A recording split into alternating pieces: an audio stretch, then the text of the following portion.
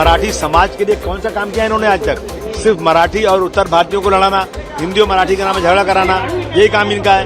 मैं नहीं समझता हूँ कि ये लोग मराठी जनता के लिए कोई अच्छा काम कर रहे हैं। ऐसा है कि इन लोगों की आदत ही झगड़ा लड़ाई है। इन्हें मराठी से कोई प्यार नहीं है। ये लोग सिर्फ और सिर्फ जनता की आंखों में धूल झोल रहे हैं।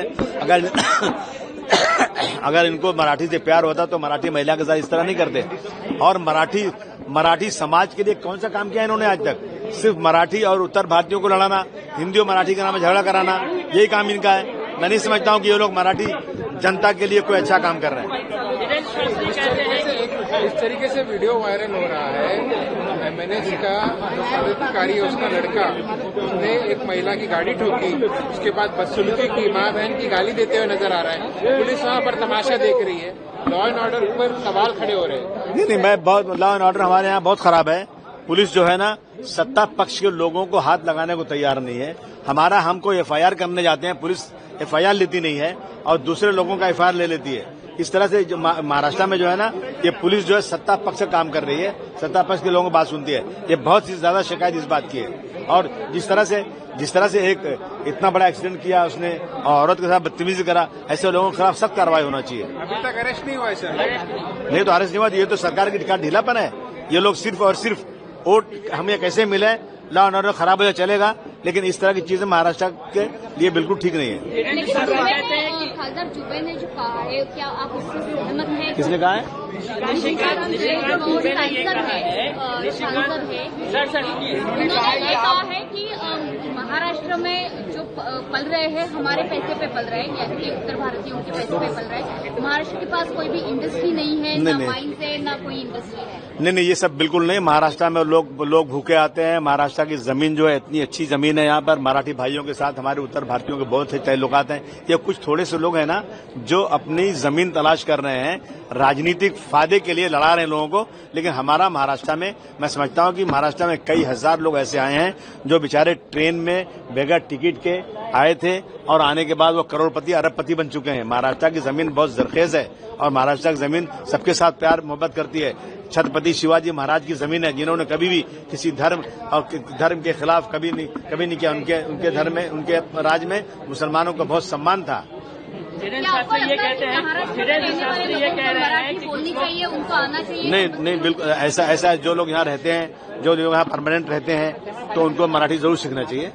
मैं भी सीख रहा हूँ, सीखना ही चाहिए, परंतु किसी के डर से नहीं। महाराष्ट्र से प्यार है। महाराष्ट्र ने हमें बहुत कुछ दिया है, तो हमें महाराष्ट्र की जो राज्य की भाषा है मराठी, इसका सम्मान करना जरूरी है। धीरेन्द्र शास्त्री कहते हैं कि कुछ लोग गजवाए हिंद का सपना देख रहे हैं, हम देश को हिंदू राष्ट्र और भगवाए हिंद बनाना चाहते हैं। देखिए, ऐसा है ना कि जो लोग भी इस संविधान के खिलाफ कोई सपना दे रहे हैं, उन पे सख्त कार्रवाई होना चाहिए। बार बार कोई मंत्री कहे कि हमारी सरकार हिंदुत्व की सरकार है, हम इसको भगवा सरकार बनाएंगे, मैं समझता हूँ ये लोग संविधान के खिलाफ हैं। ऐसे लोगों के खिलाफ कार्रवाई होना चाहिए। गजवा हिंद की बात कोई नहीं करता, ये सब झूठ बातें हैं। मुसलमान इस मुल्क में रहता है, इस मुल्क से मोहब्बत करता है। जब भी हिंदुस्तान पाकिस्तान की जंग हुई है या जब भी कोई जरूरत पड़ी है, जितना मुसलमान मिलिट्री में है उससे ज्यादा अपने आप को शहीद करके दिखाया उसने। ये सब गलत बात। मुसलमान ने गद्दारी कभी नहीं किया देश के साथ। धीरेन्द्र शास्त्री जैसे धर्मगुरुओं की गिरफ्तारी की मांग करते हैं, इस तरह की बातें करने वाले नफरत, मुझे ऐसे लोगों की जबान तो बंद करना चाहिए। सर, पाकिस्तान के विदेश मंत्री बिलाल भुट्टो ने कहा है कि मसूद अजहर और हाफिज सईद को भारत को सौंप देना चाहिए। इसे किस तरीके से देखते हैं? बिल्कुल, अगर आतंकवादी वो लोग हैं तो अगर भारत को सौंप दे। बिलाल भुट्टो का स्वागत है, बहुत बहुत स्वागत है। उन्होंने कहा है तो जल्दी से हम लोग सौंप दें ताकि जो आतंकवाद कर रहे हैं उनके खिलाफ कार्रवाई की जा सके। राज ठाकरे का एक स्टेटमेंट आया कि जो भी मराठी नहीं बोलता हो उसके कान के नीचे बजाओ। इसको आप राज ठाकरे का पिताजी का ये देश नहीं है, ठीक है ना। राज ठाकरे का पिताजी का देश नहीं है। ये सब लुम्पन एलिमेंट है। बॉम्बे में अपने घर में बैठकर बाघ बन रहे हैं। राज ठाकरे अपने घर में बैठकर कोई किसी को गाली दे सकता है और ये उनके संस्कार को दिखाता है, उनकी बेवकूफ़ी को दिखाता है। अपने घर में बैठकर किसी दूसरे को, गरीब को, कोई वहाँ काम करने गया है उसको 2 थप्पड़ मारते हो, ये कोई बहादुरी नहीं है। ये कोई बहादुरी नहीं है। तो दोनों भाई एक साथ आ गए। अरे दोनों भाई एक साथ आ जाए, 4 भाई साथ में आ जाएं। ये दोनों भाई पहले साथ में नहीं थे तो क्या कर लिया? राज ठाकरे क्या कर लिए? दोनों भाई साथ में रहेंगे तो क्या कर लेंगे? आप वहाँ मार दीजिएगा किसी को। राज ठाकरे का कुछ नहीं है। वहाँ पर दोषी भाजपा है, भाजपा की सरकार है। वहाँ पर दोषी कांग्रेस है, कांग्रेस उद्धव जी के शिवसेना के साथ उनका गठबंधन है। तेजस्वी यादव को यहाँ बोलना चाहिए। ये लोग उद्धव ठाकरे के साथ बैठ कर चाय पीते हैं, राहुल गांधी बैठकर चाय पी रहे हैं। जब हम लोग शिवसेना को हमने मदद की तो हमने उनसे आश्वासन लिया था कि बिहार के हिंदी भाषी लोगों को बॉम्बे में, महाराष्ट्र में कोई भी नुकसान नहीं होना चाहिए, कोई भी मारपीट नहीं होनी चाहिए, अपशब्द उनके साथ नहीं होना चाहिए। और आप ANI के रिपोर्टर हैं, आप जाकर चेक करा लीजिए। 2020 से लेकर इस घटना से पहले तक एक भी शिवसेना की ओर से कोई ऐसी घटना बिहारियों के प्रति, हिंदी भाषियों के प्रति नहीं हुई है। ये वापस से फिर से शुरू हुआ है क्योंकि वहाँ पर मुंबई म्युनिसिपल कॉरपोरेशन का इलेक्शन है और वहाँ मराठी वोट लेने की लड़ाई है और उस चक्कर में गरीब हिंदी भाषी लोग, बिहार के लोगों के साथ मारपीट हो रही है। दोनों भाई एक साथ आए हैं, क्या कुछ नहीं होगा।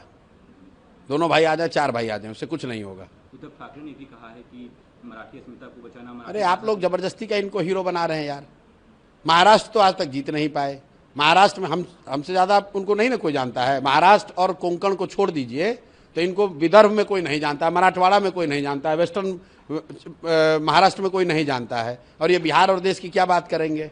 मैं आपको फिर से दोहरा रहा हूँ, आप कहते हैं कि आप सनातन को मानते हैं, हिंदू धर्म को मानते हैं। हिंदू धर्म के हिसाब से भी देखिए तो अपने यहाँ घर में, आपके गांव में, आपके शहर में आए हुए किसी असहाय, किसी गरीब को मारना, ये कौन सा धर्म है। अरे तुम्हारा दम है तो जो मजबूत लोग हैं उनसे लड़ो भाई। अगर तुम्हें बिहार के लोगों से इतनी दिक्कत है तो हमसे काहे मदद मांगने आए थे।